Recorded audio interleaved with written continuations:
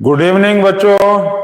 आज हम लोग लाइट चैप्टर पढ़ रहे थे क्लास 10 का। ये हम बताए थे कि सबसे इंपॉर्टेंट चैप्टर है, very very very important chapter है इस लाइट चैप्टर क्लास 10 के लिए। क्लास 10 के लिए ही नहीं, समझ लो क्लास 10, 11, 12 जब तक तुम साइंस फिजिक्स पढ़ रहे हो तब तक के लिए इंपॉर्टेंट है। तो कल हम लोग पढ़े थे टॉपिक नंबर 2, ठीक है। कल हम लोग पढ़े थे टॉपिक नंबर 2 पे पढ़े थे। आज अब हम लोग पढ़ेंगे टॉपिक 3। टॉपिक 1 और टॉपिक 2 आप लोग प्लेलिस्ट में जाकर देख सकते हैं जो नए बच्चे हैं। आज हम लोग पढ़ेंगे टॉपिक नंबर 3 पढ़ेंगे, ठीक है। टॉपिक नंबर कौन सा? टॉपिक नंबर 3 आज हम लोग पढ़ेंगे। तो कल लाइट के बारे में हम लोग लास्ट टॉपिक क्या पढ़े थे? इमेज कितने तरह का होता है, रियल इमेज, वर्चुअल इमेज और भी बहुत तरह तरह का चीज लाइट में जो होता है टॉपिक्स, उसको हम लोग पढ़े थे, ठीक है ना। तो वो आप जाकर टॉपिक 2 में देख सकते हैं। रियल इमेज, वर्चुअल इमेज क्या होता है, उसके बाद कॉनकेव, कॉन्वेक्स, ये सारी चीजों को आज देखना था ना। तो आज अब हम लोग टॉपिक 3 को स्टार्ट करें। चलो टॉपिक 3 आज हम लोग स्टार्ट करते हैं। तो टॉपिक 3 जानने के पहले जीके का एक कमेंट बॉक्स वाला क्वेश्चन। चलो कमेंट बॉक्स वाला जीके का क्वेश्चन आ गया। ये बताओ कि व्हाइट रेवोल्यूशन और दूसरा है ब्लू रेवोल्यूशन। व्हाइट रेवोल्यूशन और ब्लू रेवोल्यूशन क्या चीज से रिलेटेड है, ठीक है। व्हाइट रेवोल्यूशन और ब्लू रेवोल्यूशन क्या चीज से रिलेटेड है ये आपको बताना है, ठीक। व्हाइट रेवोल्यूशन और ब्लू रेवोल्यूशन आपको क्या चीज से रिलेटेड है ये आपको बताना है, ठीक है। चलिए इसको आप बताइए। तो अब आगे हम लोग स्टार्ट किया जाए। चलो ठीक है, कुछ बच्चे आ गए हैं, धीरे धीरे आ जाएंगे, नहीं भी आएंगे कोई बात नहीं। चलो हम लोग को तो अपना आगे पढ़ना है। तो ये आज का टॉपिक में ये हम लोग को पढ़ना है कि प्लेन मिरर, कॉनकेव मिरर और कॉन्वेक्स मिरर में आपको सबसे पहले ये बताना है कि इसका यूज कहाँ है। ये बहुत इंपॉर्टेंट चीज था, कॉनकेव मिरर और कॉन्वेक्स मिरर, ठीक। प्लेन मिरर, कॉनकेव मिरर और कॉन्वेक्स मिरर का आपको यूजेस बताना है और ये बहुत इंपॉर्टेंट चीज है, एग्जाम में ये बहुत इंपॉर्टेंट आता है, ठीक है। आपको क्या बताना है? Uses. Plane mirror, concave mirror और कॉन्वेक्स मिरर्स का आपको यूजेस के बारे में पढ़ना है। तो आज हम लोग सबसे पहले स्टार्ट करेंगे प्लेन मिरर में। तो प्लेन मिरर सबसे पहले कहाँ यूज होता है ये बताओ। तो प्लेन मिरर यूज होता है लुकिंग ग्लास के लिए। हम लोग अपना मेकअप करके निकलते हैं तो चेहरा एक बार देख लेते हैं, बाल उल झाड़ लेते हैं कि भाई ठीक ठाक लग रहे हैं कि नहीं लग रहे हैं। तो प्लेन मिरर का यूज होता है कहाँ? प्लेन मिरर का यूज होता है लुकिंग ग्लासेस में। दूसरा चीज प्लेन मिरर यूज होता है पेरिस्कोप में।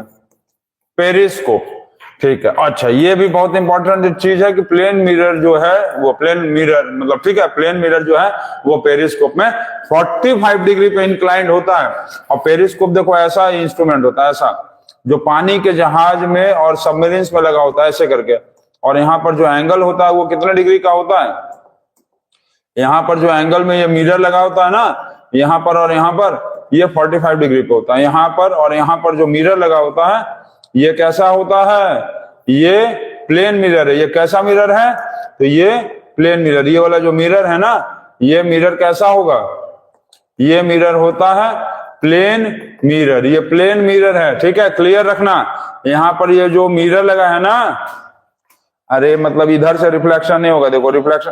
क्लियर डायग्राम समझ लो। यहाँ पर चलो, यहाँ क्लियर डायग्राम बनाते हैं तुमको, बड़ा वाला देखो। ये ऐसे होता है, ऐसे और ये, और यहाँ पर यदि देखेंगे तो यहाँ पर ये बैक साइड और ये इसका बैक साइड, ठीक। यहाँ पर जो मिरर लगा होता है ये कितने डिग्री पे होगा? 45 डिग्री। यहाँ पर भी जो मिरर लगा होगा वो 45 डिग्री पे। और ये कौन सा मिरर होता है? प्लेन मिरर होता है। इसी इंस्ट्रूमेंट को बोलते हैं पेरिस्कोप। अभी पेरिस्कोप का काम क्या होता है कि यदि आधा हिस्सा, इसका आधा हिस्सा क्या होता है? पानी में होता है, अंडर वाटर होता है। अंडर वाटर, आधा हिस्सा पानी के अंदर, और बाकी जो होता है, और बाकी हिस्सा जो होता है कहाँ होता है? आधा हिस्सा अबव वाटर। अब जो बड़े बड़े पानी के जहाज हैं, मतलब जो बड़े बड़े मान लो ब्लू व्हेल्स हैं, शार्क हैं, जो सब, ये कहाँ अटैच कहाँ होता है? ये होता है एक्चुअल कहाँ पर? शिप्स में होता है एंड सबमरीन्स में होता है। सबमरीन्स, ये शिप में होता है और कहाँ होता है, सबमरीन्स में होता है, ठीक है ना, क्लियर है ना। ये सबमरीन्स और शिप्स में होता है, बड़े बड़े पानी के जहाज और सबमरीन्स में लगा होता है, ठीक है। अब यहाँ पर कोई मान लो माउंटेन आ जाए पानी के अंदर भी तो माउंटेन होता है बड़ा बड़ा, ये बड़ा बड़ा माउंटेन्स आ जाए, या मान लो वेल्स आ जाए, ब्लू शार्क्स आ जाए, ठीक है, ब्लू वेल आ गया, शार्क्स आ गया, तो उससे बचने के लिए क्या किया जाता है कि यहाँ पर ये पेरिस्कोप को लगा दिया जाता है। अब देखो, अब यदि ये आ रहा है तो इसका इमेज कहाँ जाएगा, इसका इमेज यहाँ आएगा, अरे लाइट के रिफ्लेक्शन से यहाँ पर आएगा ना, यहाँ पर रिफ्लेक्ट होकर यहाँ जाएगा, ऊपर हम लोग को दिखाई देगा। तो यहाँ पर क्या हो रहा है, बड़े बड़े जो माउंटेन्स है या ब्लू वेल्स है या जो भी चीज है, इसका रिफ्लेक्शन यहाँ पर आएगा इस प्लेन मिरर पे, प्लेन मिरर पे टकराने के बाद रिफ्लेक्ट होने के बाद इस वाले प्लेन मिरर पे रिफ्लेक्ट करेगा और वापस हम लोग को यहाँ पर ऊपर बैठे बैठे ही दिखाई दे जाएगा कि पानी के अंदर कोई प्रॉब्लम है, वहां से हटो, नहीं तो बड़े बड़े ब्लू वेल्स आ जाएंगे और पानी को, जहाज को पलट देंगे।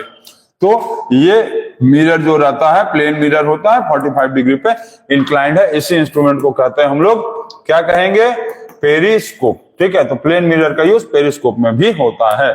इतना क्लियर है, वेरी गुड, क्लियर। अब यहां पर हम लोग देखेंगे कॉनकेव का, क्या देखेंगे हम लोग, अब देखने वाले हैं कॉनकेव मिरर का यूजेस। तो कॉनकेव मिरर का यूज कहां होता है, चलो बताओ। सबसे पहले डेंटिस्ट हेड में, डेंटिस्ट DENSISTS, डेंटिस्ट हेड में, डेंटिस्ट हेड मिरर में। डेंटिस्ट हेड मिरर का मतलब क्या है, डेंटिस्ट हेड मिरर का मतलब होता है कि जो डेंटिस्ट होते हैं वो अपना एक टोपी टाइप का पहनते हैं और यहाँ पर लाइट लगा रहता है और वो दांत को देखते हैं और उसमें एक मिरर भी लगा रहता है ना, साइड करके मिरर भी लगा रहता है, ताकि वो ये देखते हैं, क्योंकि दांत तो बहुत छोटा छोटा होता है ना हम लोग का, तो हम लोग के दांत को यदि छोटा छोटा देखेगा तो दांत के अंदर से कीड़ा कैसे निकालेगा, दांत को कहां पकड़ के नोचेगा, नहीं तो पता चला दांत के वजह पूरा जबड़ा ही उखड़ के चला आया।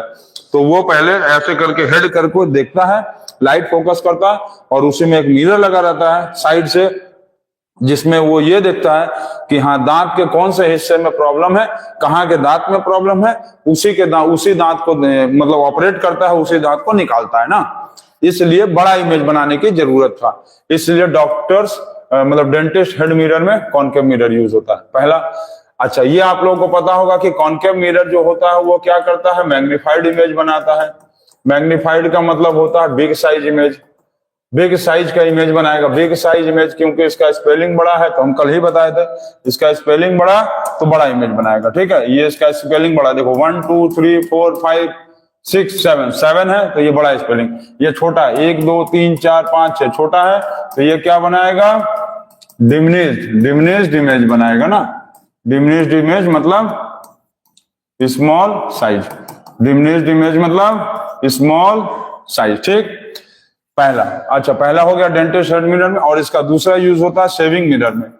शेविंग मिरर में भी यूज करते हैं इसको, शेविंग मिरर में भी यूज करते हैं। शेविंग मिरर में क्यों यूज करते हैं, ताकि शेविंग करते समय हम लोग का जो ये दाढ़ी जैसे ये बाल जो छिलवाना है ना, तो ये काफी बड़ा बड़ा दिखाई दे और आसानी से हम लोग, नहीं तो पता कट से कट जाएगा और दिक्कत हो जाएगा, लगोगे रोने वहीं, ठीक। शेविंग मिरर में यूज होता है।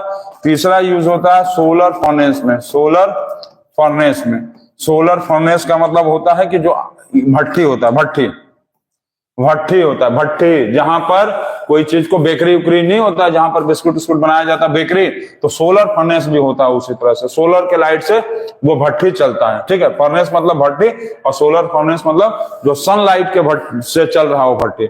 वो क्यों होता है, क्योंकि जो कॉनकेव मिरर होता है उसका नेचर होता है कन्वर्जिंग, पढ़े हो ना। कॉनकेव मिरर का जो नेचर होता है कैसा होता है, कॉनकेव मिरर का नेचर होता है कन्वर्जिंग, मतलब ढेर सारे रे ऑफ लाइट को, मतलब ढेर सारे सन के रे ऑफ लाइट को, ढेर सारे सन के रे ऑफ लाइट को लाकर क्या करता है, एक जगह कॉन्सेंट्रेट कराकर फोकस कराता है और यहां से वो भट्टी में ले जाता है, समझ गए। ढेर सारे सोलर लाइट को फोकस करता है एक जगह पे और एक जगह ले आने के बाद उसको क्या करता है, फोकस करा के सोलर फर्नेस के पास ले जाता है और सोलर फर्नेस के पास ले जाने के बाद वहां पर वो भट्टी में उसको ज्यादा हीट प्रोड्यूस करता है। इसलिए यहां पर हम लोग कॉनकेव मिरर को यूज करते हैं। अच्छा, कॉन्वेक्स मिरर का यूज कहां होता है, तो कॉन्वेक्स मिरर का देखो यूज होता है सबसे पहले तो रियर व्यू मिरर में। Rear view mirror in vehicles, vehicles में rear view mirror in vehicles. पहला rear view mirror in vehicles मतलब कि जैसे कार होता है ना, कार या व्हीकल्स कोई भी चीज, तो कार या व्हीकल्स में क्या होता है कि जो ड्राइवर होता है उसके सामने एक मिरर लगा रहता है और उसको बोलते हैं रियर व्यू मिरर। मतलब वो क्या, उसका क्या काम है, जैसे कि मान लो हम लोग यहाँ पर ये कार चला रहे, ठीक है, कार चला रहे और यही मान लो मिरर है, ठीक है, ये कार हम लोग चला रहे और हम लोग के सामने मिरर है, तो इस मिरर को हम लोग रियर व्यू मिरर कहेंगे, क्योंकि इसमें पीछे के ड्राइवर पीछे के व्हीकल्स को हम लोग इसमें देख सकेंगे। ठीक है, तो पीछे के व्हीकल्स को कैसे देखेंगे, तो पीछे का व्हीकल्स तो बहुत बड़ा है ना, तो उतना बड़ा व्हीकल्स का इमेज हम लोग को छोटे में देखना है। बहुत बड़ा व्हीकल जो पीछे मान लो ट्रक आ रहा है, हम लोग आगे चल रहे हैं बाइक से और हम लोग के पीछे ट्रक आ रहा है, तो उतने बड़े ट्रक का इमेज इतने छोटे में देखना है, इसलिए वो डिमिनिश्ड इमेज बनाता है, स्मॉल साइज इमेज बनाता है, इसलिए हम लोग यूज करेंगे कॉन्वेक्स मिरर। तो रियर व्यू मिरर में कॉन्वेक्स मिरर यूज होता है। ठीक है, और यदि देखेंगे तो हम लोग इसको और कहां यूज करते हैं, अरे जल्दी बताओ, सोप सिक्योरिटी सिस्टम में यूज करते हैं। सोप सिक्योरिटी सिस्टम, सोप नहीं सॉप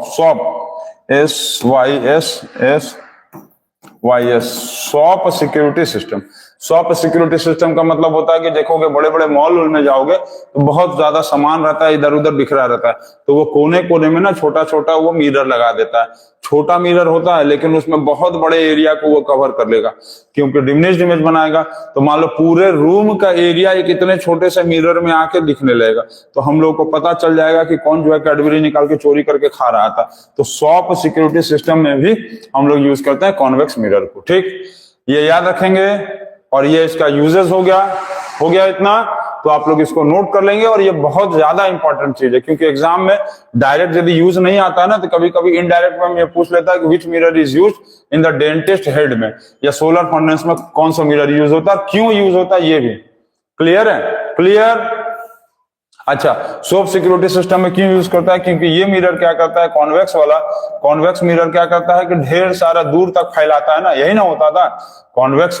अरे कॉन्वेक्स को हम लोग क्या करते थे, कॉन्वेक्स को कहते थे हम लोग डाइवर्जिंग का मतलब क्या होता था, एक पॉइंट से अलग अलग जगह जाना, तो ये एक पॉइंट से बहुत अलग अलग जाकर फैला देता है और बहुत दूर तक का एरिया लाकर यहाँ पर दिखाने लगता है। ठीक है, इसलिए सोप सिक्योरिटी सिस्टम में हम लोग यूज करते हैं कॉन्वेक्स मिरर को। इतना आप लोग नोट कर लीजिए, अब उसके आगे देखिए। क्लियर, चलो इसके बाद, अच्छा इसके बाद एक क्वेश्चन एग्जाम में ये भी आता है कि विच mirror has wider field of view, कौन से मिरर का वाइडर फील्ड ऑफ व्यू होता है, आपको ये बताना है। विच mirror has wider field of view, कौन से मिरर का वाइडर मतलब सबसे चौड़ा फील्ड ऑफ व्यू होता है, तो अभी हम बताएं। वाइडर फील्ड ऑफ व्यू कह लो और वाइडर अपर्चर कहता है, अपर्चर। अच्छा, अपर्चर क्या होता है, घबराने की बात नहीं है, अभी हम बताएंगे। तो इसका आंसर देखो होगा कॉन्वेक्स मिरर। क्यों होगा, इसका रीजन लिखेंगे, because it forms a diminished image, because ऐसे लिखो, because it can captures the large area in a small part कह लो और अपर्चर कर लो। ठीक है, मतलब क्या है कि इतने दूर बड़े से एरिया को ये छोटे एरिया में लाके यहीं ले आएगा, इतने बड़े एरिया को।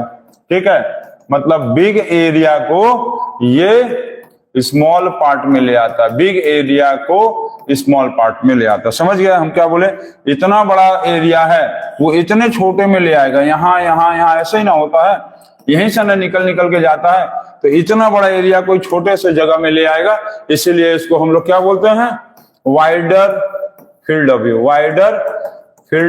व्यू। क्या बोलेंगे, वाइडर फील्ड ऑफ व्यू, मतलब बहुत बड़े एरिया को छोटे जगह में ले आके दिखा देता है, इसीलिए उतने बड़े से ट्रक को हम लोग छोटे से आईने में देख लेते हैं, क्योंकि इसका वाइडर फील्ड ऑफ व्यू होता है, जिसका मतलब वाइडर अपर्चर होता है। तो ये बहुत इंपॉर्टेंट क्वेश्चन था, ठीक है। और उसका दूसरा चीज क्या है कि कॉन्वेक्स मिरर इसलिए है क्योंकि इसका डाइवर्जिंग नेचर होता है, डाइवर्जिंग नेचर होता है, डाइवर्जिंग नेचर होता है। क्लियर है? ये क्वेश्चन बहुत ज्यादा इंपॉर्टेंट, तो बहुत ज्यादा इंपॉर्टेंट क्वेश्चन, एक्सप्लेनेशन के साथ, खाली आंसर लिखने से नहीं चलेगा और एक्सप्लेनेशन भी चाहिए। देखो डेली जो है आप लोग आने के बाद एब्सेंट प्रेजेंट मत लगाओ, सीधा पढ़ना शुरू कर दो। और ये सब sir white revolution, milk production, ये सीधा सीधा बस अपना पढ़ना शुरू करो, फटाफट एकदम समझना शुरू करो, ठीक है। आगे बताएं, चलो ठीक है, अब आगे बताया जाता है। अब हम लोगों को पढ़ना है स्फेरिकल मिरर। प्लेन मिरर हम लोग पढ़ चुके थे, स्फेरिकल मिरर पढ़ाना है अब।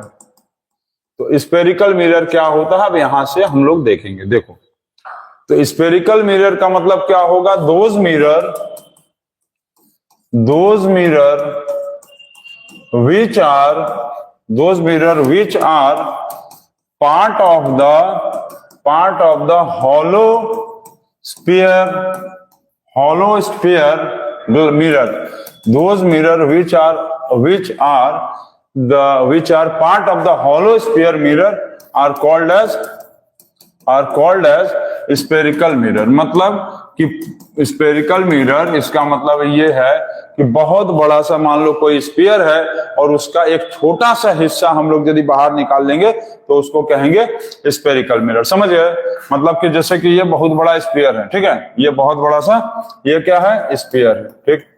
अब इसमें से हम लोग क्या करते हैं कि इतने से हिस्से को काट के बाहर निकाल लो, इतने हिस्से को काट के बाहर निकाल लिए, तो इस मिरर को क्या कहेंगे हम लोग, स्फेरिकल मिरर। क्यों? क्योंकि कहीं ना कहीं ये छोटा वाला हिस्सा इसी का पार्ट है, ये है स्फीयर है और ये इसका क्या है, स्मॉल पार्ट है। तो किसी स्फीयर मिरर का एक छोटा सा हिस्सा काट के बाहर निकाल लेंगे तो उसको कहेंगे स्फेरिकल मिरर हो। अब वो कॉनकेव भी हो सकता था और कॉन्वेक्स भी हो सकता था, उसको अब हम लोग समझेंगे। समझिए, स्फेरिकल मिरर कोई बहुत बड़ा सा स्फेरिकल मिरर है, उसमें से एक छोटे से हिस्से को, मान लो इतना बड़ा हिस्सा काट के बाहर निकाल दिए, तो ये भी क्या कहलाएगा, ये भी कहलाएगा स्फेरिकल मिरर, क्योंकि है तो उसी का हिस्सा ना। जैसे फादर का नाम जो है राम मनोहर गुप्ता, तो उसके लड़के का नाम श्री हरि गुप्ता, उसके लड़के का प्रकाश गुप्ता, तो है तो सब गुप्ता है। हाँ, ये समझ गए? जैसे मुलायम सिंह यादव और अखिलेश सिंह यादव और उनके लड़के भी यादव, उनके लड़के भी यादव। तो ये क्या है, स्फेरिकल मिरर का जो हिस्सा होता है, मतलब स्फीयर का जो हिस्सा है, स्फीयर मिरर का जो हिस्सा है, उसको कहेंगे स्फेरिकल मिरर। क्लियर हो गया? अब देखेंगे तो स्फेरिकल मिरर जो है दो तरह का है। स्फेरिकल जो मिरर है वो टू टाइप्स का होता है। कौन कौन सा? कॉनकेव होता है, पहला होता है कॉनकेव मिरर जिसको हम लोग कन्वर्जिंग भी कहते थे, कन्वर्जिंग, ठीक है। दूसरा क्या होता था, कॉन्वेक्स मिरर को हम लोग क्या कहते थे, डाइवर्जिंग। क्लियर? अब इन दोनों के बीच में आपको डिफरेंस समझना है, तो इसको आप समझिए, ठीक है। कौन कौन इसमें जुड़ रहा है, कमेंट आ रहा है, कुछ समझ में नहीं आता हम लोग को। क्लियर है सर? कमेंट नहीं समझ में आ रहा, चलो ठीक है, कोई बात नहीं। क्लियर? तो अब हम लोग पढ़ेंगे कॉनकेव और कॉन्वेक्स, कॉनकेव मिरर और कॉन्वेक्स मिरर।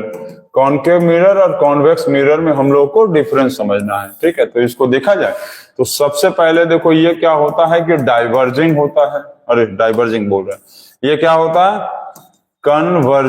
कन्वर्जिंग होता है। दूसरा क्या है, इसको यदि देखेंगे तो ये मैग्निफाइड इमेज बनाएगा, चलो ठीक।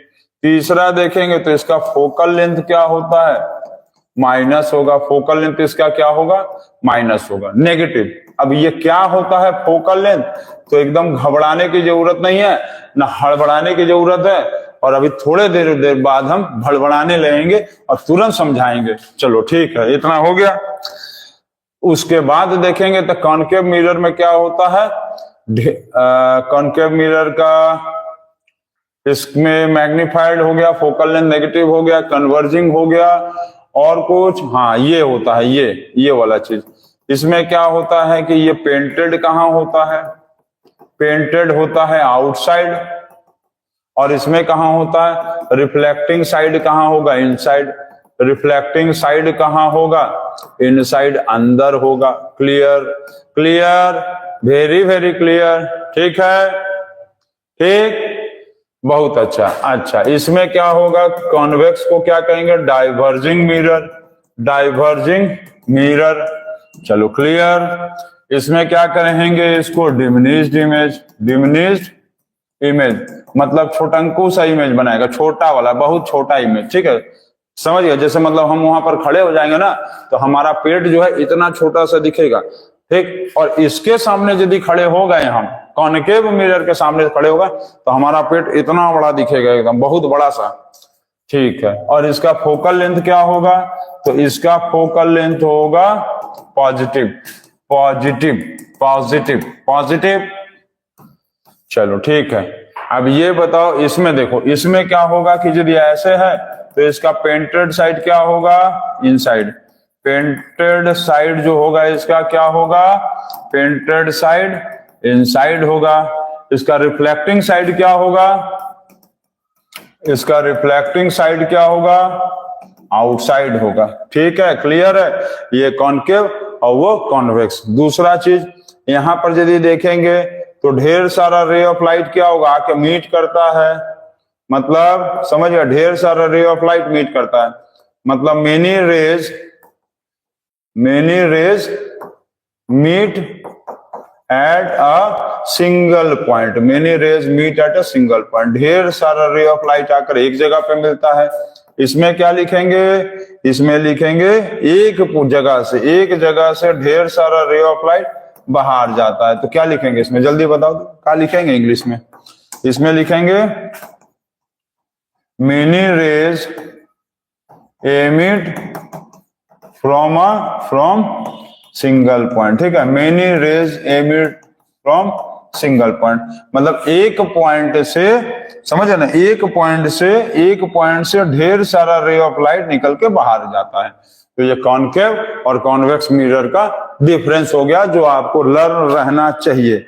ये बहुत ज्यादा इंपॉर्टेंट है सर, ये आप कल पढ़ाए थे। अच्छा, पढ़ा चुके हैं, कोई बात नहीं, कोई बात नहीं, ठीक से इसको आप फिर से समझ लो। अब इसके बाद हम लोग देखेंगे कंपोनेंट्स ऑफ स्फेरिकल मिरर। ठीक है, इसको पढ़ा चुके हैं, कोई बात नहीं, कल हो सकता है डायग्राम नहीं बताए होंगे, तो इसको नोट कर लेंगे और फिर इसके आगे हम लोग देखते हैं। इसके आगे देखेंगे अब हम लोग components of spherical mirror, components of spherical mirror, components of spherical mirror देखेंगे। ठीक है, कंपोनेंट्स ऑफ स्फेरिकल मिरर में बहुत सारा पार्ट्स होता है। कौन कौन सा पार्ट्स होता है, तो सबसे पहला होता है अपर्चर, दूसरा होता है प्रिंसिपल एक्सिस होता है। तीसरा क्या होगा, तो तीसरा हो जाएगा, मान लेते हैं इसका फोकस। चौथा हो जाएगा फोकल लेंथ।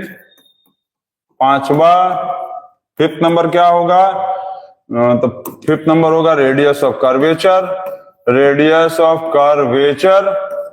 ठीक। चलो, फिफ्थ सिक्स होगा सेंटर ऑफ कर्वेचर,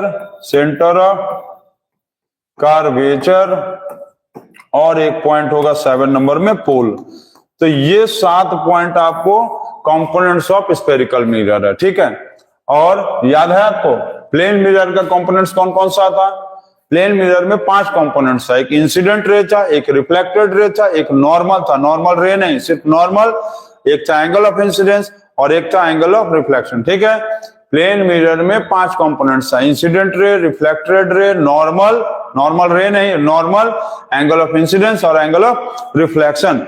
और स्फेरिकल मिरर में ये 7 कंपोनेंट होता है, aperture, principal axis, focus, focal length, radius of curvature, centre of curvature और पोल। ठीक है, बिल्कुल सही। अच्छा, प्रिंसिपल एक्सिस को आप एक्स वाई लिख सकते हैं, फोकस को आप लिख सकते हैं एफ, ठीक, रेडियस ऑफ कर्वेचर को आप लिख सकते हैं आर, सेंटर ऑफ कर्वेचर को आप लिख सकते हैं सी, पोल को लिख सकते हैं पी, अपर्चर को लिख सकते हैं आप A B. Clear? Focal length को आप मान लीजिए, लिख लीजिएगा, फोकल लेंथ को तो एफ ही लिखना, फोकस मतलब एफ ले लो पॉइंट, अब अच्छा फोकल लेंथ मतलब अभी हम तुमको बता देंगे।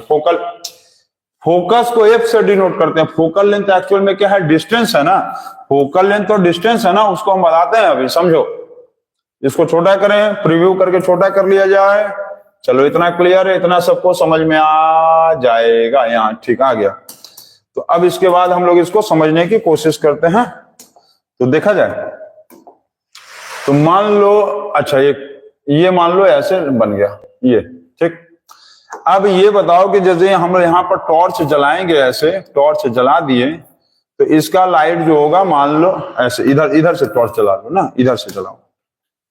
मान लो हम टॉर्च यहाँ पर जला दिए, ऐसे टॉर्च जला दिए, ये टॉर्च से जल गया, तो इसका लाइट क्या होगा कि मान लो पड़ा इतना दूर, ठीक। अच्छा, इसको स्फेरिकल मिरर क्यों कहेंगे कि देखो ये वाला यदि देखेंगे अभी हम, ये ऐसे गोला घुमाएंगे तो क्या बनेगा, स्फीयर बनेगा ना। ये वाले को पूरा गोल घुमाएंगे तो स्फीयर बना ना। तो अभी हम क्या बोले थे कि स्फीयर का कुछ हिस्सा, तो स्फीयर का देखो ऐसे देखो ना, ये गोल घुमाए तो स्फीयर बना, तो हम इसका ये हिस्सा काट लो, इतना बच गया, तो ये हमारा स्फेरिकल मिरर है, ठीक। अब यहाँ पर हम यदि टॉर्च जलाएंगे तो ये लाइट जो होगा वो क्या होगा, लाइट जो होगा वो हमारा इतना दूर जा रहा है, इतना दूर जा रहा है। तो लाइट जितने दूर पे पड़ेगा उसी को हम लोग क्या कहेंगे, अपर्चर, ए से बी, समझ गया।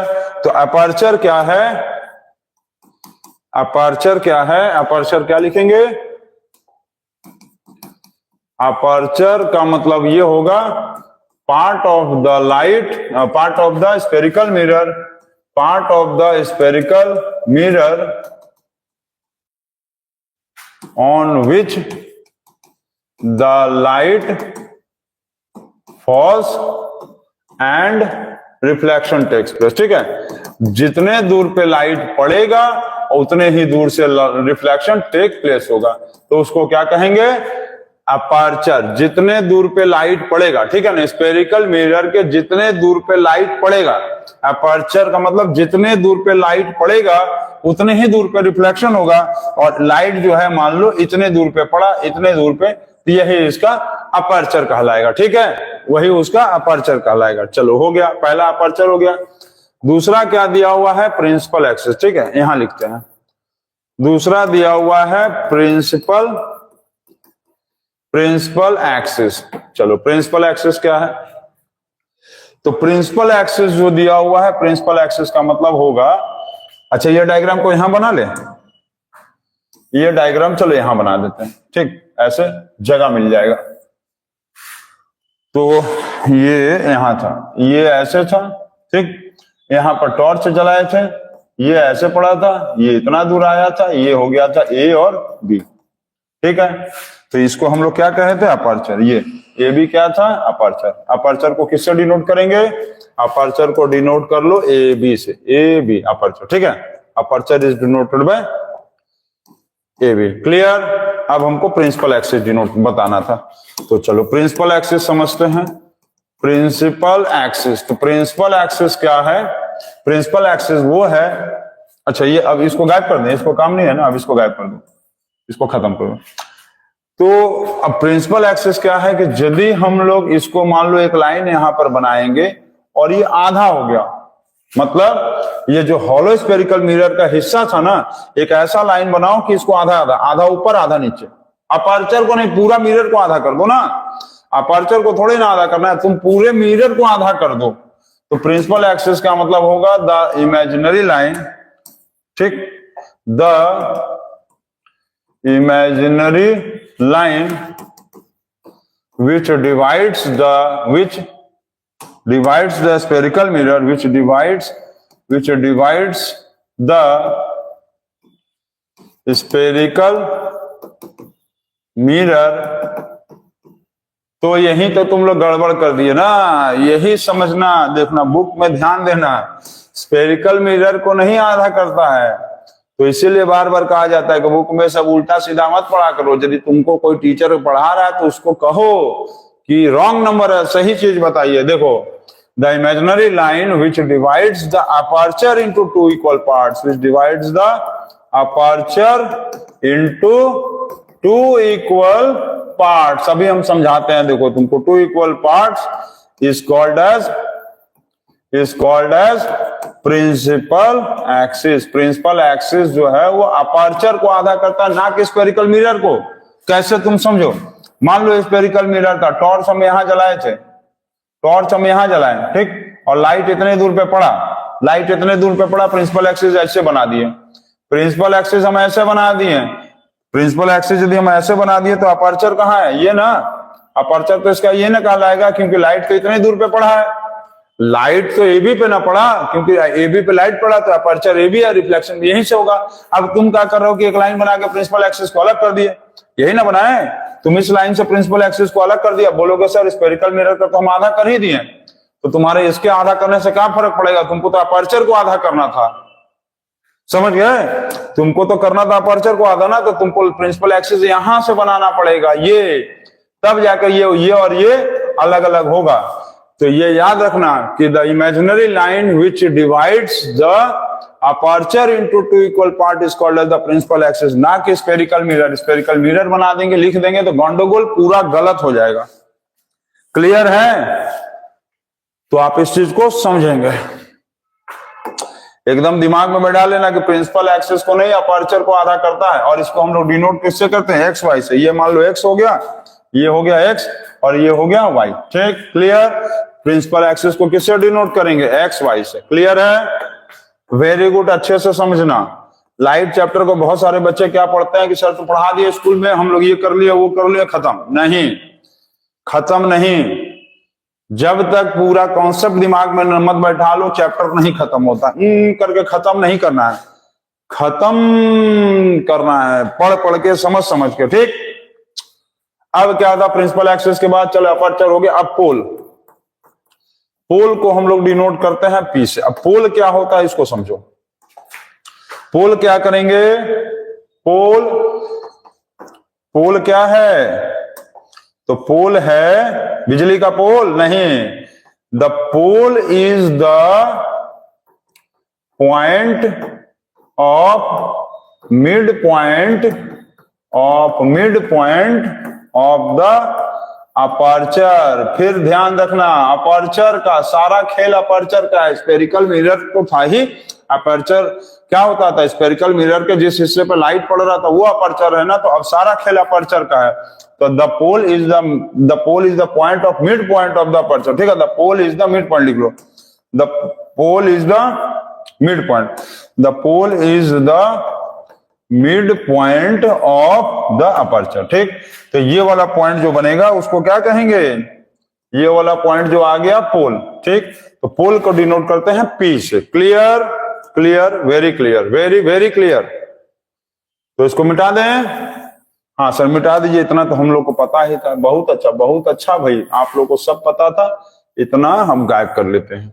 चलो ठीक है, चलो 3 पॉइंट हो गया। चौथा अब देखो, पोल भी हो गया। अब क्या करें हम लोग, अब कह लो centre of curvature. Centre of curvature, centre of curvature क्या है ये समझो। इसको हम लोग डिनोट करते हैं सी से।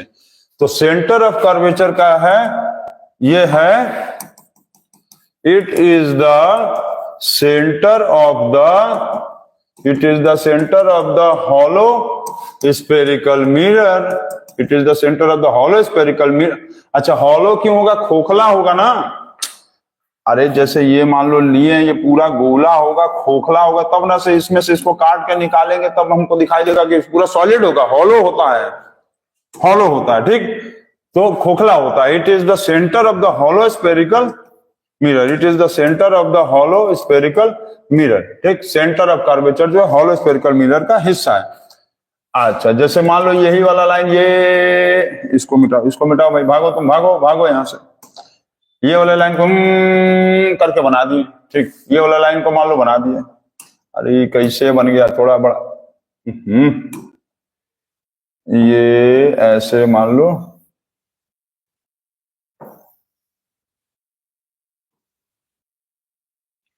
ठीक, ये वाला मान लो हम ऐसे ऐसे करके बनाए, ठीक, बना दिए।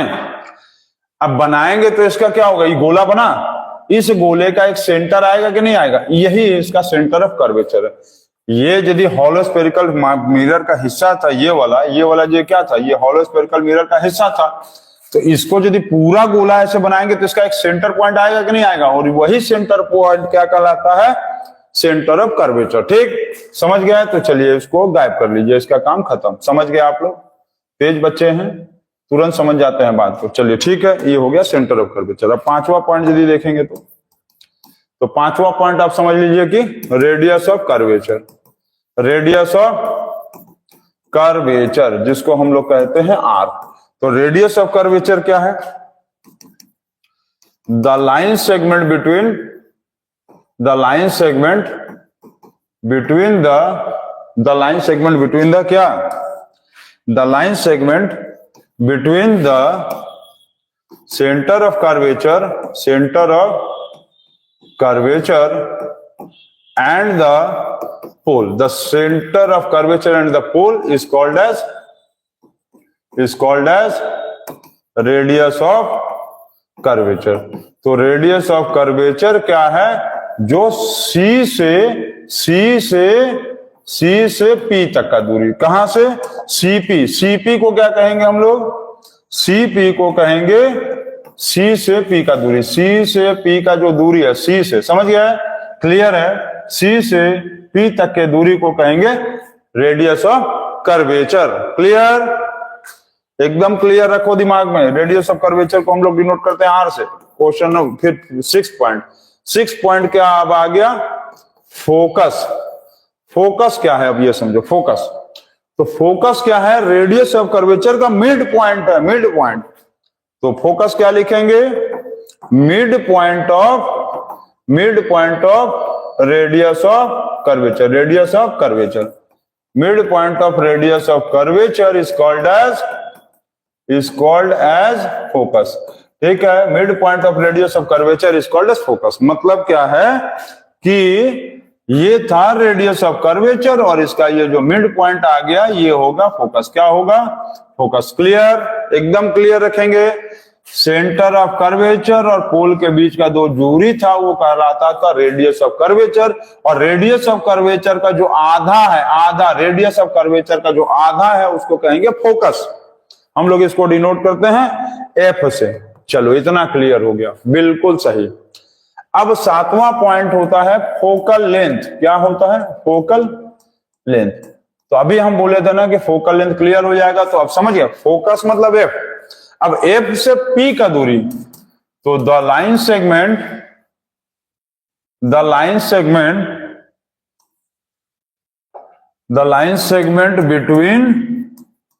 between F and P, the line segment between F and P is called as focal length. The line segment between F and P is called as focal length. मतलब ये कि F से P का जो दूरी है, F से P का दूरी, यही कहलाएगा फोकल लेंथ। समझे? कहां से कहां तक का दूरी? F से P। कहां से? F से P। F से P का दूरी जो होगा वो फोकल लेंथ होगा। क्लियर है? क्लियर? एकदम क्लियर रखना चाहिए। समझ गए? जितने दूर पे लाइट पड़ेगा वो अपर्चर AB। अब अपर्चर को आधा करेंगे, ना कि स्फेरिकल मिरर को। जो लाइन अपर्चर को आधा कर दे उसको कहेंगे प्रिंसिपल एक्सिस XY। ठीक है ना? अपर्चर को आधा करेगा, मिरर को नहीं, स्फेरिकल मिरर को नहीं। ठीक है, प्रिंसिपल एक्सिस हो गया। अब उसके बाद जो है, अब यही स्फेरिकल मिरर का यदि गोला घुमाएंगे ऐसे करके, यदि इसको गोल गोल गोल गोल गोल गोल घुमाएंगे तो स्फेरिकल मिरर बना। अरे ऐसे बनाएगा ना, गोला बनाएगा, तो इसी गोले का आधा, मतलब ये अपर्चर को आधा करता जाएगा, स्फेरिकल मिरर का नहीं। फिर ध्यान देना, अपर्चर को आधा करता हुआ जो लाइन इधर उधर फैला है, इसी को क्या कहेंगे? Principal axis. ठीक, अब इस हॉलो स्फेरिकल मिरर का जो सेंटर पार्ट है उसको क्या कहेंगे? Centre of curvature. अब इस सेंटर ऑफ कर्वेचर सी से जो पी का दूरी है उसको क्या कहेंगे? Radius of curvature. पी क्या था? पोल। अपर्चर का जो आधा था ए बी अपर्चर का जो आधा पॉइंट था उसको क्या कहते? पोल। ठीक। अब सी सेंटर ऑफ कर्वेचर और पोल के जो बीच का दूरी है उसको क्या कहेंगे? Radius of curvature. अब सी से पी का जो दूरी का आधा है, सी से पी के दूरी का आधा मतलब रेडियस ऑफ कर्वेचर का जो आधा है उस पॉइंट को क्या कहेंगे? फोकस। अब फोकस से पोल के दूरी को क्या कहेंगे? Focal length. तो एकदम दिमाग में अपने क्लियर बैठा लो कि किसको क्या कहते हैं।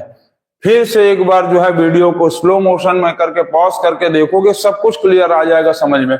और बिना इसको समझे तुम न्यूमेरिकल्स नहीं बना पाओगे, ना तुमको स्फेरिकल मिरर का प्रॉपर्टीज आएगा, जो कि एग्जाम के लिए बहुत इंपॉर्टेंट है। समझ गए? इसको नोट कर लिया आप।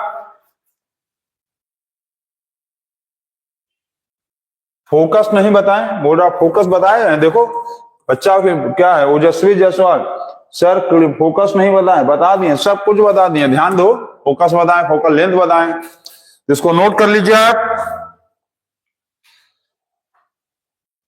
इसको नोट कर लिए? नोट कर लिए? जल्दी जल्दी नोट करिए, जल्दी नोट करिए।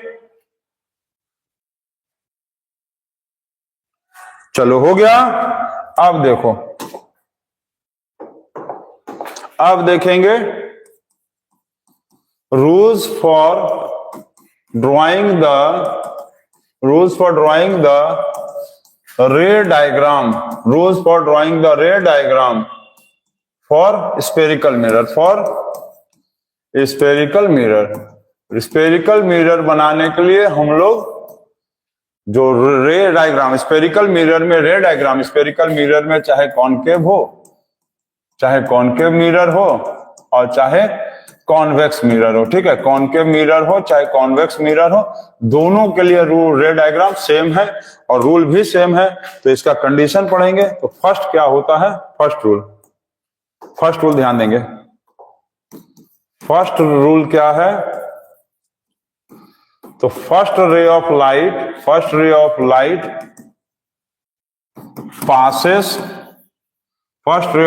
passes through the first ray of light passes parallel to principal axis ना। first ray of light passes parallel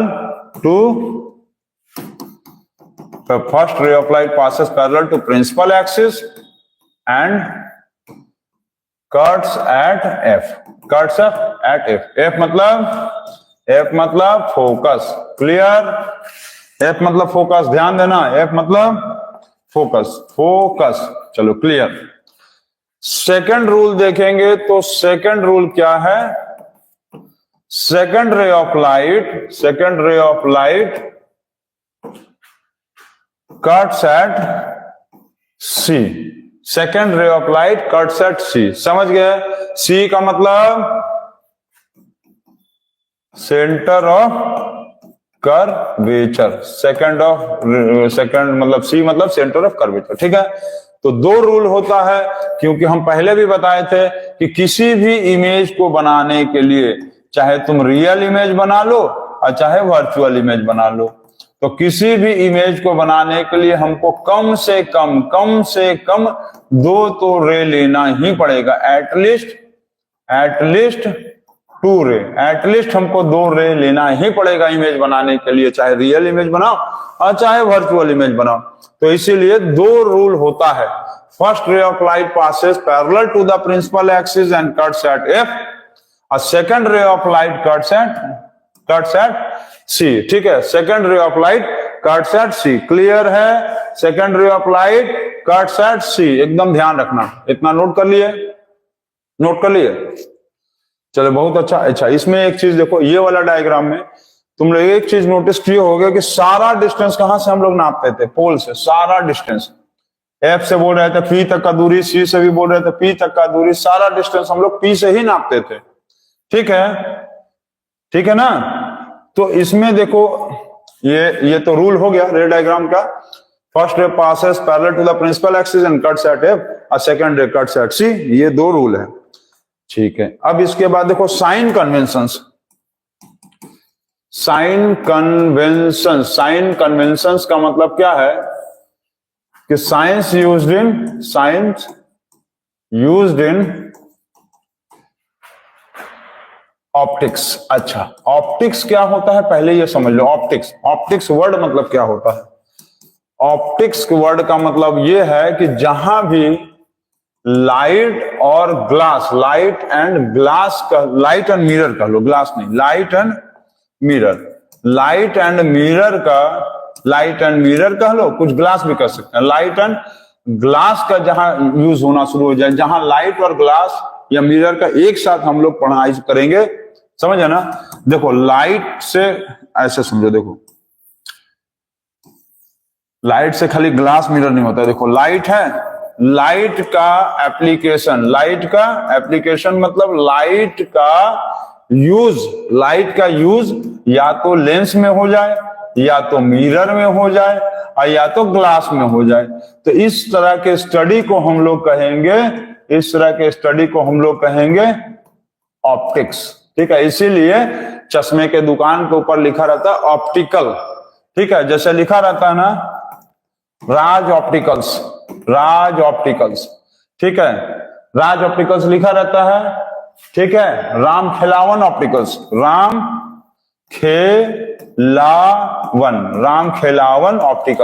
लिखा रहता है। नहीं, जैसे किसी भैया जी का दुकान का, मान लो किसी भैया का नाम है राम खेलावन, तो दुकान के अपने वो चश्मा बेचते हैं, तो क्या लिखेंगे? Ram Khelawan opticals.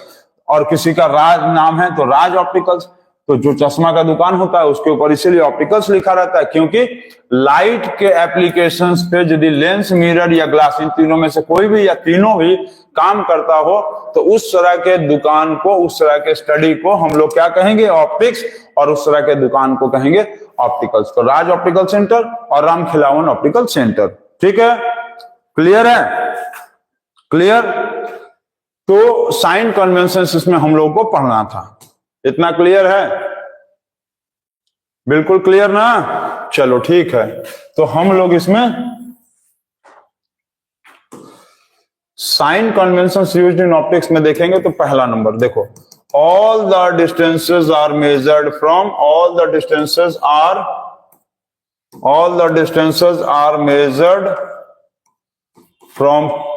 the pole taken as origin।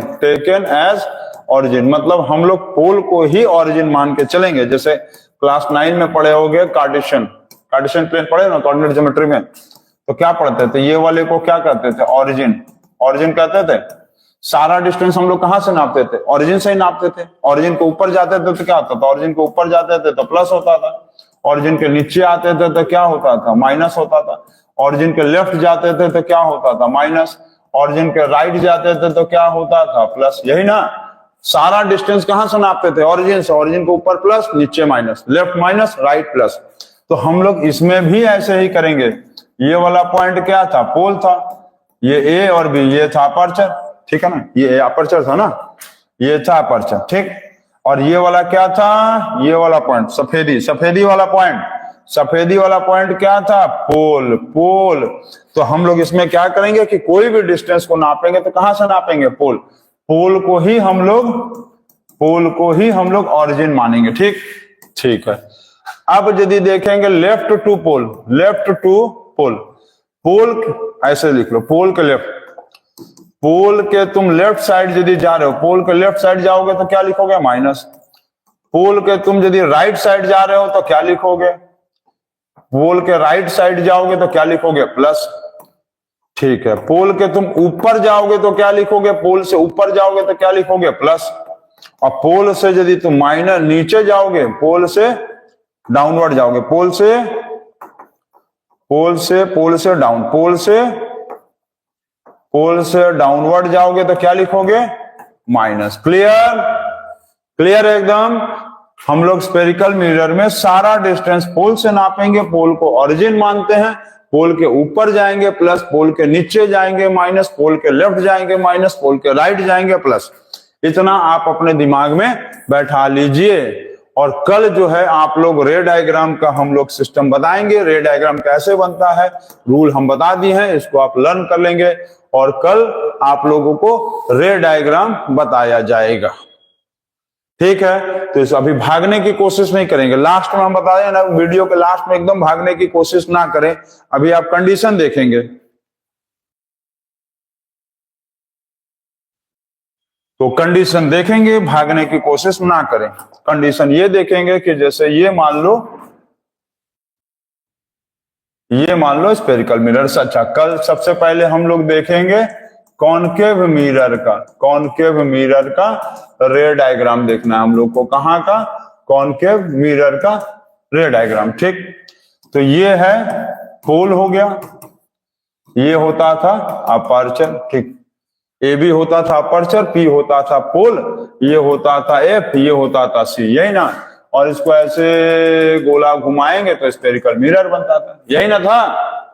ठीक है, तो यहां पर हम लोग को कल क्या पढ़ना है कि position of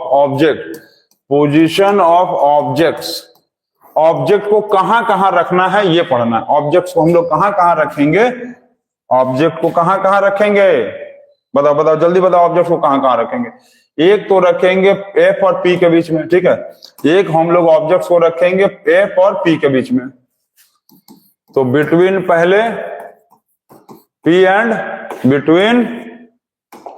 between P and F. ठीक है, इसको उड़ा दो, खत्म कर दो, इसका जरूरत नहीं था। ठीक है, तो पहला कहां कंडीशन है? बिटवीन पी एंड एफ, मतलब पोल एंड फोकस। दूसरा कहां लिखेंगे? एट एफ, मतलब एट फोकस। ठीक है, एट फोकस। तीसरा कहां लिखेंगे? Between C and F, between centre of curvature and focus. चौथा कहां लिखेंगे? एट सी, मतलब एट सेंटर ऑफ कर्वेचर। और पांचवा क्या लिखेंगे? बियॉन्ड सी, मतलब सेंटर ऑफ कर्वेचर के पीछे। सिक्स क्या लिखेंगे? At infinity. एट इंफिनिटी का मतलब है कि सी के बहुत पीछे। सी के बहुत पीछे का मतलब क्या है?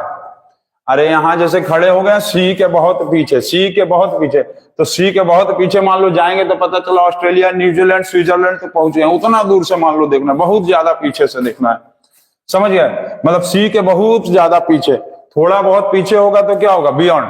जैसे कि मान लो यहां पर है, थोड़ा सा पीछे, यहां है थोड़ा सा पीछे। अब सी के बहुत ज्यादा पीछे, बहुत ज्यादा, पता चला कि 10-20 किलोमीटर पीछे चले गए, 100-200 किलोमीटर पीछे चल गए, तो इन्फिनिटी। ठीक, तो 6 कंडीशन हम लोग पढ़ेंगे कल कॉनकेव मिरर के रे डायग्राम में। कॉनकेव मिरर के रे डायग्राम में 6 कंडीशन, यही हम लोग को पढ़ना, और इसका हम लोग देखेंगे इमेज कैसे बनता है। कौन कौन सा है?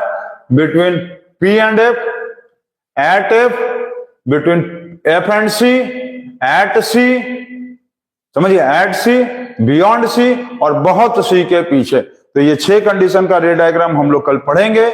और यहां तक लाइट चैप्टर हो गया है, तो आप लोग इसको नोट कर लीजिएगा। जो बच्चे नोट नहीं कर पाए हैं कोई बात नहीं है, वीडियो अभी कुछ देर बाद अपलोड हो जाएगा, तब नोट कर लीजिएगा।